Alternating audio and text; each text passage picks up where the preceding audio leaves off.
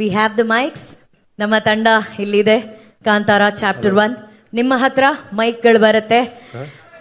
ಬಹುಶಃ 3 ವರ್ಷದಿಂದ ಕಾಯ್ತಾ ಇದ್ದೀರಾ. ಪ್ರಶ್ನೆ ಶುರು ಮಾಡಿ ಸರ್. ಇಲ್ಲಿ ಬಂದಿದೆ ಮೈಕ್, ಕೇಳ್ಬಿಡ. ಹಲೋ ಸರ್, ಇದು ವಿಜಯ್ ಸರ್ಗೆ ಹರ್ಷವರ್ಧನ್ ಅಂತ, ನಾನು ವಿಜಯವಾಣಿ ಪತ್ರಿಕೆಯಿಂದ. ಇಲ್ಲಿ ಹಲೋ ಸರ್, ಟ್ರೇಲರ್ ತುಂಬಾ ಚೆನ್ನಾಗಿದೆ. ನಾವು ಮೂವಿ ನೋಡೋದಕ್ಕೆ ಕಾಯ್ತಾ ಇದೀವಿ. ಒಂದು ಪ್ರಶ್ನೆ ಏನಂತ ಅಂದ್ರೆ, ಟಿಕೆಟ್ ಪ್ರೈಸ್ ಸಂಬಂಧಪಟ್ಟ ಹಾಗೆ ಸರ್ಕಾರ ಟಿಕೆಟ್ ಪ್ರೈಸಸ್ ಕಮ್ಮಿ ಮಾಡಿದಾದ್ಮೇಲೆ ನಿರ್ಮಾಪಕರ ಸಂಘ, ನಿರ್ದೇಶಕರ ಸಂಘ, ಚಲನಚಿತ್ರ ವಾಣಿಜ್ಯ ಮಂಡಳಿ ಎಲ್ಲರೂ ಖುಷಿಯಿಂದ ವೆಲ್ಕಮ್ ಮಾಡಿದ್ರು. ಆದ್ರೆ ಒಂದು ಎಕ್ಸ್ಪೆಕ್ಟ್ ಮಾಡಿರಲಿಲ್ಲ, ಹೊಂಬಾಳೆ ಫಿಲ್ಮ್ಸ್ ಅವರು ಅದ್ರ ವಿರುದ್ಧ ಕೋರ್ಟ್ಗೆ ಹೋಗ್ತಾರೆ ಅನ್ನೋದು. ಅದು ಏನಾದ್ರು ರೆಸ್ಪಾನ್ಸ್ ಕೊಡ್ಬೋದಾ ನೀವು? ನೀವು ಕೇಳಿದ್ದು ಕೊಡಬಹುದು, ಬಟ್ ಈಗ ಫೋಕಸ್ ಕಾಂತಾರ ಚಿತ್ರದ ಮೇಲೆ ಹೋಗ್ಬಿಡೋಣ. ನಿಮಗೆ ಖಂಡಿತ ಇದ್ರ ಬಗ್ಗೆ ನಾನು ತುಂಬಾ ಚರ್ಚೆ ಮಾಡಬೇಕು ಅನ್ನೋದು ನನಗೂ ಆಸೆ ಇದೆ ಇದ್ರ ಬಗ್ಗೆ. ಬಟ್ ಈ ದಿನ ಬೇಡ ಅಂತ ಅಂದ್ಕೊಂಡಿದ್ದೀನಿ, ದಯವಿಟ್ಟು ಕ್ಷಮಿಸ್ಬಿಡಿ. ಈಗ ಕಾಂತಾರ ಚಿತ್ರದ ಬಗ್ಗೆನೇ ಮಾತಾಡೋಣ ದಯಮಾಡಿ. ಸರ್, ಈಗ ರಿಲೀಸ್ ಸಂಬಂಧಪಟ್ಟ ಹಾಗೆ ಹೇಗೆ ಪ್ಲಾನ್? ಮತ್ತೆ ಇದು ಫಸ್ಟ್ ಪ್ರೆಸ್ ಮೀಟ್, ಇನ್ನು ಕೇವಲ ಒಂದು 12-13 ದಿನ ಮಾತ್ರ ಇದ್ರದ್ದು ರಿಲೀಸ್ಗೆ. ಪ್ರಮೋಷನಲ್ ಪ್ಲಾನ್ ಹೇಗಿದೆ ಸರ್? ಸರ್, ಇವತ್ತು ಟ್ರೈಲರ್ ಲಾಂಚ್ ಆಗಿದೆ. ಟೋಟಲ್ ಇಂಡಿಯಾದಲ್ಲಿ ಒಂದು 6,000ದಿಂದ 6,500 ಸ್ಕ್ರೀನ್ಸ್ ನ ಡೇ 1 ನಲ್ಲಿ ರಿಲೀಸ್ ಮಾಡ್ತಾ ಇದೀವಿ. 6,500ದಿಂದ 7,000 ಆಗಬಹುದು ಎಂಟೈರ್ ಇಂಡಿಯಾದಲ್ಲಿ 7,000 ಸ್ಕ್ರೀನ್ ಅಂತ ಅಂದ್ಕೋಬಹುದು. ಮತ್ತೆ ಓವರ್ಸೀಸ್ ಅಲ್ಲಿ ಇನ್ನೂ ಸ್ಕ್ರೀನ್ ಲೆಕ್ಕ ಅದು ಕೌಂಟ್ ಬರಲ್ಲ, ಅದು ಶೋ ಲೆಕ್ಕ ಬರುತ್ತೆ. ಅರೌಂಡ್ 30 ಕಂಟ್ರಿಲಿ ರಿಲೀಸ್ ಮಾಡ್ತಾ ಇದೀವಿ ಸೇಮ್ ಟೈಮ್. ಒಂದು ಹೊಸದಾಗಿ ಹೇಳ್ಬೇಕು ಅಂದ್ರೆ ಮೆಕ್ಸಿಕೋ ಅಂದ್ರೆ ಮೆಕ್ಸಿಕೋ ಅಂಡ್ ಕೊಲಂಬಿಯಾ ಅಂದ್ರೆ ಸೌತ್ ಅಮೆರಿಕಾ, ಅಲ್ಲೊಂದು ಈ ಸಲ ಚಾನ್ಸ್ ತಗೋಬೇಕು ಅಂತ ಮನ್ಸು ಮಾಡಿದೀವಿ. ಸ್ಪ್ಯಾನಿಷ್ ಅಲ್ಲಿ ಡಬ್ ಆಗ್ತಾ ಇದೆ. ಇನ್ನೊಂದು 2-3 ಡೇಸ್ ಅಲ್ಲಿ ಸ್ಪ್ಯಾನಿಷ್ ಅಲ್ಲೂ ಕಂಪ್ಲೀಟ್ ಆದ್ರೆ ಸೌತ್ ಅಮೆರಿಕಾದಲ್ಲೂ ಈ ಸಲ first time in Indian film Spanish ಅಲ್ಲಿ ರಿಲೀಸ್ ಮಾಡಬೇಕು ಅಂತ ಹೊರಟಿದೀವಿ. Super sir. ಇಲ್ಲಿ ಮೊದಲನೇ ಕಾರ್ಯಕ್ರಮ ಆಯ್ತು, ನೆಕ್ಸ್ಟ್ ಬೇರೆ ಬೇರೆ ಸಿಟಿಗಳಿಗೆ ಹೋಗೋದು ಅದಕ್ಕೆ ಸಂಬಂಧ 27th ಇಂದ ಸ್ಟಾರ್ಟ್ ಮಾಡ್ತಾರೆ. 26th ತುಂಬಾ ಟೈಟ್ ಶೆಡ್ಯೂಲ್ ಇದೆ, ಯಾಕಂದ್ರೆ ರಿಷಬ್ ಆಕ್ಟಿಂಗ್ ಮತ್ತೆ ಡೈರೆಕ್ಷನ್ ಆಗೋದ್ರಿಂದ ರಿಷಬ್ ಬಿಟ್ಟು ಹೋಗಕ್ ಆಗ್ತಾ ಇಲ್ಲ.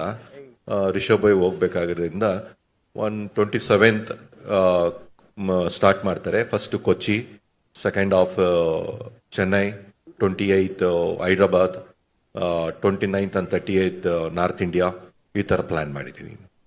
ರಿಷಬ್ ಸರ್, ದಯವಿಟ್ಟು ಒಂದು ಸ್ಮಾಲ್ ರಿಕ್ವೆಸ್ಟ್ ಸರ್, ನೀವು ಪ್ರಶ್ನೆ ಹ್ಯಾಂಡ್ ರೈಸ್ ಮಾಡಿದ್ರೆ ಅವ್ರಿಗೊಂದು ಕನೆಕ್ಟ್ ಇರುತ್ತೆ ನೀವು ನೋಡಕ್ಕೆ. ರಿಷಬ್ ಸರ್, ರವಿ ಈ ಟಿವಿಯಿಂದ ಸರ್. ಕಾಂತಾರ ಎಲ್ಲರೂ ನೀವು ಹೇಳ್ದಂಗೆ ನಮ್ಮ ಕನ್ನಡ ಇಂಡಸ್ಟ್ರಿನೇ ಹೆಮ್ಮೆ ಪಡುವಂತ ಸಿನಿಮಾ. ಟ್ರೈಲರ್ ಗೊತ್ತಾಗತ್ತೆ. ಈ ಸಿನಿಮಾದ ಕತೆ ಮಾಡೋದಕ್ಕೆ ನಿಮ್ಮ ಸಿದ್ಧತೆ ಯಾವ ರೀತಿ ಇತ್ತು? ಯಾವ ಶತಮಾನದ ಕತೆ ಹೇಳ್ತಾ ಇದ್ದೀರಾ? ಜೊತೆಗೆ ಈ ಸಿನಿಮಾದಲ್ಲಿ ನೀವು ಕಳರಿಪಟ್ನ ಮಾಡಿದ್ರ, ನಿಮ್ಮ ಮೇಕಿಂಗ್ ಅಲ್ಲಿ ಗೊತ್ತಾಗುತ್ತೆ. ಅದು ಸಿನಿಮಾದಲ್ಲಿ ಎಷ್ಟು ನಿಮಿಷ ಬರುತ್ತೆ? ನಿಮ್ಮ ಪ್ರಿಪ್ರೇಷನ್ ಅಂದಾಗ ನೀವು ಆಗ್ಲೇ ಹೇಳಿದ್ರಿ ಒಂದ್ ಮಾತು, ಈಗಾಗ್ಲೇ ಸಾಕಷ್ಟು ಎಮೋಷನ್ ಆಗಿದ್ದೀರಾ, ನಾನು ನೈಟ್ಸ್ ಅಲ್ಲಿ ಹೋಗ್ಬಿಡ್ಬೇಕಾಗಿತ್ತು ಅಂತ. ಸೊ ನಿಮ್ಮ ಈ ಸಿನಿಮಾ ಬಗ್ಗೆ ನಿಮ್ಮ ಸಿದ್ಧತೆ ಯಾವ ರೀತಿ ಇತ್ತು? ಐ ಥಿಂಕ್ ನಾವು ಈ ಎಲ್ಲ ಕಥೆಯ ಹಿನ್ನೆಲೆಗಳೆಲ್ಲವೂ ನನಗೆ ಚೈಲ್ಡ್ಹುಡ್ ಇಂದಾನೇ ಇದ್ದಿದ್ರಿಂದ ಈ ಕಥೆಯ ಒಂದು ಸಾಲಿಡ್ ಆಗಿ ಒಂದು ಸ್ಟೋರಿ ಲೈನ್ ಅಂತ ಹುಟ್ಕೊಂಡಿದ್ದು ಕಾಂತಾರದ ಜರ್ನಿಯಿಂದಾನೆ. ಅದರ ಹಿನ್ನೆಲೆ ಅಥವಾ ನಾನು ಕೇಳಿದಂತಹ ಕಥೆಗಳು, ನಾನು ಕೇಳಿದಂತಹ ಪಾಡ್ದನದಲ್ಲಿ ಬರುವಂತಹ ಸ್ಟೋರಿಗಳಾಗ್ಬೋದು, ನಮ್ಮ ಜನಪದದಲ್ಲಿರುವಂತಹ ವಿಚಾರಗಳಾಗ್ಬೋದು, ಇವೆಲ್ಲ ವಿಷಯಗಳನ್ನ ಇಟ್ಕೊಂಡು ಒಂದಷ್ಟು ಪುಸ್ತಕಗಳನ್ನಾಗ್ಬೋದು, ಈ ತರದ ವಿಚಾರಗಳನ್ನೆಲ್ಲ ಚರ್ಚೆ ಮಾಡ್ತಾ ನಾನು, ಅನಿ, ಗುರು 3 ಜನರು ಅವರಿಬ್ಬರನ್ನ ನಾನು ಮಂಗಳೂರಿಗೆ ಹೋದೆ. ಅಲ್ಲಿ ಕರೆದು ನಾವು ಡಿಸ್ಕಷನ್ ಶುರು ಮಾಡಿದ್ವಿ. ಅಲ್ಲಿಂದ ಸುಮಾರಷ್ಟು ದೈವ ನರ್ತಕರು, ಜೊತೆಗೆ ಸುಮಾರಷ್ಟು ಪ್ರೊಫೆಸರ್ಸ್ಗಳು, ಇದ್ರ ಬಗ್ಗೆ ಸ್ಟಡಿ ಮಾಡಿರುವಂತಹ PhD ಮಾಡಿರುವಂತಹ ನಾವಲಿಸ್ಟ್ಗಳು, ಇಂಥವ್ರ ಜೊತೆಗೆಲ್ಲ ಚರ್ಚೆಗಳನ್ನ ಮಾಡಿ ರಿಸರ್ಚ್ ಮಾಡ್ತಾ ಮಾಡ್ತಾ ಮಾಡ್ತಾ ಮೂಲ ಕಥೆಯನ್ನ ಯಾವತ್ತೂ ನಾನು ಯಾರ ಹತ್ರ ಬರ್ಬೇಕಾದ್ರೂ ಒಂದು ಮೇನ್ ಸ್ಟೋರಿ ಲೈನ್ ಇಟ್ಕೊಂಡೆ ನಾನು ನನ್ನ ರೈಟರ್ಸ್ ಹತ್ರ ಹೋಗ್ಬೇಕಾದ್ರೂ ಈ ಪ್ಲಾಟ್, ಈ ಕತೆ ಮೇಲೆ ನಾವು ಸಿನಿಮಾ ಮಾಡ್ತೀವಿ ಅನ್ನೋದ್ರ ಮೇಲೆ ಹೇಳ್ತಾ ಹೋಗ್ತೀನಿ. ಸೊ ಅಲ್ಲಿಂದ ಎಲ್ಲರೂ ಕೂತ್ಕೊಂಡು ನಾವು ಡೆವಲಪ್ ಮಾಡ್ತಾ ಹೋಗ್ತೀವಿ ಅದನ್ನ. ಸೊ ಹೀಗೆ ಊರಲ್ಲಿ ನನಗೆ ಸುಮಾರಷ್ಟು ಜನ ವಾಯ್ಸ್ ಚಾನ್ಸಲರ್ಸ್ಗಳಾಗ್ಬೋದು, ಪ್ರೊಫೆಸರ್ಸ್ ಆಗ್ಬೋದು, ಇವರೆಲ್ಲರ ಜೊತೆಗೆ ಚರ್ಚೆಯನ್ನು ಮಾಡಿಕೊಂಡು ಕತೆಗೆ ಏನೇನು ಪೂರಕವಾಗಿ ಬೇಕಾಗಿರುತ್ತೆ ಅದರ ಸಿದ್ಧತೆಗಳನ್ನು ಮಾಡ್ಕೊಂಡು ಹೋಗ್ತಾ ಬರವಣಿಗೆಯನ್ನ ನಾವು ಪ್ಯಾರಲ್ ಆಗಿ ಮಾಡ್ಕೊಂಡು ಹೋಗಿರುವಂಥದ್ದು. ಅಂಡ್ ಅದು ಪರ್ಟಿಕ್ಯುಲರ್ ಕಳರಿಪಯಟ್ಟು ಅನ್ನೋದು ತುಂಬಾ ಪರ್ಟಿಕ್ಯುಲರ್ ಆಗಿ ಯಾವುದೋ ಒಂದು ಸೀನ್ಗೋಸ್ಕರ ಅದನ್ನ ಪ್ರಾಕ್ಟೀಸ್ ಮಾಡಿದ್ದಲ್ಲ. It is one of the workout. ನಮ್ಮ ಕಲರಿಪಯಟ್ಟು ಅನ್ನುವಂಥದ್ದು ಗರಡಿ ಪೆಟ್ಟು ಅಂತ ನಮ್ಮಲ್ಲಿ ಕರೀತಾ ಇದ್ರು, ಕಲರಿಪಯಟ್ಟು ಅಂತ ಕರೀತಾರೆ ಅದನ್ನ. ವ್ಯಾಯಾಮದ ಒಂದು ಭಾಗ ಅದು. ಸೊ ಅದು ತುಂಬಾ ಏನ್ಷಿಯಂಟ್ ಒಂದು ಹಿಸ್ಟ್ರಿ ಇರುವಂತಹ ಒಂದು ವ್ಯಾಯಾಮ, ಮತ್ತೆ ಒಂದು ಹೊಡೆದಾಟಕ್ಕೆ ಅಥವಾ ಯುದ್ಧ ಶೈಲಿಗೆ ಅದನ್ನು ಉಪಯೋಗಿಸಿರುವಂತಹ ಒಂದು ಕಲೆ ಆಗಿತ್ತದು. ಸೊ ಈಗ ಸ್ವಲ್ಪ ಅದು ಕಮ್ಮಿ ಆಗ್ತಾ ಇದೆ. ಅದನ್ನ ಸಿನಿಮಾಗೆ ತುಂಬಾ ಸ್ವಲ್ಪ ಆ ಕಾಲದ ಸಿನಿಮಾ ಆಗಿರೋದ್ರಿಂದ, ಸೊ ಅಲ್ಲಿ ಯುದ್ಧದ ಸನ್ನಿವೇಶಗಳು ಈ ತರ ಬರೋದ್ರಿಂದ ಅದಕ್ಕೆ ತಯಾರಿಗೋಸ್ಕರವಾಗಿ ನಾನು ಅದನ್ನ ಪ್ರಾಕ್ಟೀಸ್ ಮಾಡಿದ್ದು ಬಿಟ್ರೆ, ನಾನು ಬೇರೆ ಯಾವುದೇ ರೀಸನ್ಗೆ ಅಥವಾ ಪರ್ಟಿಕ್ಯುಲರ್ ಯಾವುದೋ ಸೀನ್ಗೋಸ್ಕರ ಮಾಡಿರೋಂಥದ್ದಲ್ಲ.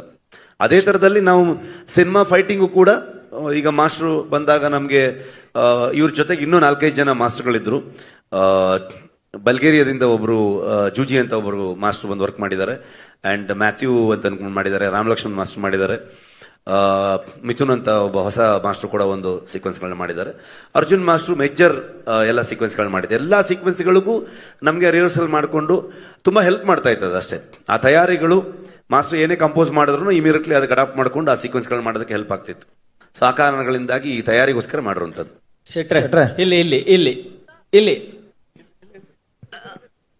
ಅಲ್ಲಿ ರೈಟ್ ಶೆಟ್ರೆ, ನಿಮ್ಗೆ ಪ್ರಶ್ನೆ. ಅಶೋಕ್, ಎಸ್, ಒಂದು ಸಿನಿಮಾ ಅಂದಾಗ ಅದನ್ನ ಸಂಪೂರ್ಣವಾಗಿ ಒಂದು ಶೋಲ್ಡರ್ ಮೇಲೆ ಇಟ್ಕೊಂಡು ಹೋಗೋದು ಹೀರೋ. ಎಸ್, ಅಫ್ಕೋರ್ಸ್ ಫಸ್ಟ್ ಸಿನಿಮಾದ ರಿಸಲ್ಟ್ ಅಥವಾ ಸಿನಿಮಾ ಏನೇ ಬರಲಿ ಅದರ ಔಟ್ಪುಟ್ ಅಥವಾ ಅದರ ಜವಾಬ್ದಾರಿ ಸಂಪೂರ್ಣವಾಗಿ ಹೀರೋಗೆ ಹೋಗುತ್ತೆ. ಅದು ಫೇಲ್ ಆಗಲಿ ಸಕ್ಸಸ್ ಆಗಲಿ, ಬಟ್ ಸ್ಟಿಲ್ ಅದಕ್ಕಿಂತ ದೊಡ್ಡ ಜವಾಬ್ದಾರಿ ಡೈರೆಕ್ಟರ್ದು. ನೀವು 2 ಕೆಲಸನೂ ಬಹುಶಃ ನಿಮ್ಮ ಕರಿಯರ್ನ ಆರಂಭದ ದಿನಗಳಿಂದಲೂ ಮಾಡ್ಕೊಂಡು ಬಂದಿದ್ದೀರಿ. ಇವತ್ತು ಪ್ಯಾನ್ ಇಂಡಿಯಾ ಎಸ್ ಅಫ್ಕೋರ್ಸ್ ಬಹಳ ದೊಡ್ಡ ಟ್ರೆಂಡ್. ಇಷ್ಟು ದೊಡ್ಡ ಸಿನಿಮಾ ಮಾಡುವಾಗ ಒಬ್ಬ ಹೀರೋ ಆಗಿ ಜೊತೆಗೆ ಒಬ್ಬ ನಿರ್ದೇಶಕರಾಗಿ ಎರಡನ್ನೂ ಯೋಚನೆ ಮಾಡಬೇಕಾಗತ್ತೆ. ನೀವು ಅಂದ್ರೆ ಬಿಹೈಂಡ್ ದ ಕ್ಯಾಮ್ರಾ ಅಂಡ್ ದಿನ್ in front of the camera. So ಅದು ಎಷ್ಟು ನಿಮಗೆ ಪ್ರೆಷರ್ ಅನ್ಸುತ್ತಾ, ಅಥವಾ ಏನ್ ಥಾಟ್ ಓಡ್ತಾ ಇರುತ್ತೆ ಶೆಟ್ರು ಒಬ್ಬ ನಟ ಮತ್ತು ನಿರ್ದೇಶಕರಾಗಿ 2 ಕೆಲಸವನ್ನ ಮಾಡುವಾಗ? ತುಂಬಾ ಯೋಚನೆ ಮಾಡಿದ್ರೆ ಈ ತರ ಸಿನಿಮಾ ಮಾಡಕ್ಕೆ ಆಗಲ್ಲ. ಸೊ ಜಾಸ್ತಿ ಯೋಚನೆ ಮಾಡಬಾರದು. ಯಾವತ್ತು ಈ ತರದ ಸಿನಿಮಾ ಅಥವಾ ಈ ತರದ ಸ್ಕೇಲ್ ಬರೀ ದುಡ್ಡಿನ ವಿಚಾರಕ್ಕೆ ಅಷ್ಟೇ ಅಲ್ಲ ನಾನು ಹೇಳ್ತಿರೋದು, ಕಥೆಯ ವಿಚಾರದಲ್ಲಾಗ್ಬೋದು, ಎಲ್ಲವೂ ಪ್ರೊಡಕ್ಷನ್ ಡಿಸೈನ್ ಇಂದ ಹಿಡ್ಕೊಂಡು ಪ್ರತಿಯೊಂದು ಮಾಡಕ್ ಹೊರಟಾಗ ತಂಡ ತುಂಬಾ ಇಂಪಾರ್ಟೆಂಟ್ ಆಗುತ್ತೆ.